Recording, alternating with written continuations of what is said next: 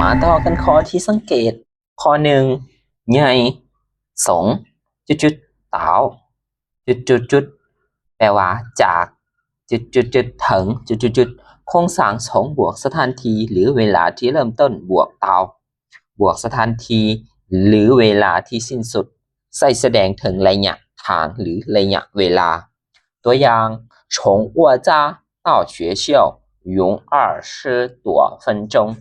能到แปลว่าจากเฮือนค่อยฮอดโรงเรียนใช้เวลา20ปลายนาทีก็ฮอด从北京到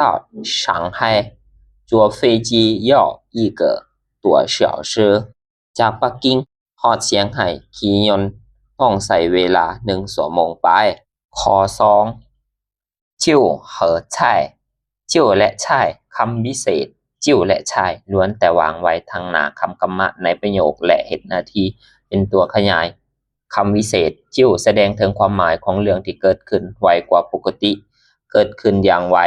ง่ายดายหรือเรื่องดำเนินการไปอย่างสะดวกสบายในขณะที่คำวิเศษใช่แสดงถึงความหมายเรื่องที่เกิดขึ้นช้ากว่าปกติเกิดขึ้นอย่างช้าเกิดขึ้นอย่างลำบากหรือการดำเนินของเรื่องบ่สะดวกสบายปานใดตัวอย่างจิ้วหัวเจ้าจิ้วหลาย了ความหมายหัวหลายแต่เจ้าตอนเช้าข่อยก็มาแล้วหรือว่าข่อยมาไวเนาะความหมาย他9点就睡觉了ความหมาย他睡得早เรา9โมงก็นอนแล้วความหมายเรานอนไว平时只用20多分钟就能到平时很顺利ปกติใช้เวลาเพียง20ปลายนาทีก็ฮอดแล้วความหมายปกติราบรื่นบัดนี้เฮามาเบิ่งซ้ายเนาะ他很หวานใช่ไล่ความหมาย他ไล่หวานสวยแล้วเราหักกลับมาความหมายเรามาสวย他是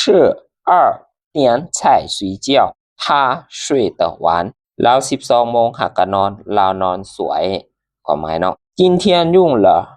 1个多小时赛道今天不顺利มื้อนี้ใช้เวลา1ชั่วโมงไปหักกะฮอดความหมายมื้อนี้บ่ราบรื่นหมายเหตุหากมีคำวิเศษจิ้วในประโยคก็มักจะมีเลอยู่ท้ายประโยคด้วยแต่ถ้ามีคำวิเศษใช่ในประโยคจะบ่มีเลยอยู่ท้ายประโยคการฝึกประโยชน์นั่นคือเก่าเนาะข้อ1ข้อ2ข้อ3เอารูปในคำศัพท์ในรูปเนาะมาเติมใส่แต่งเป็นประโยค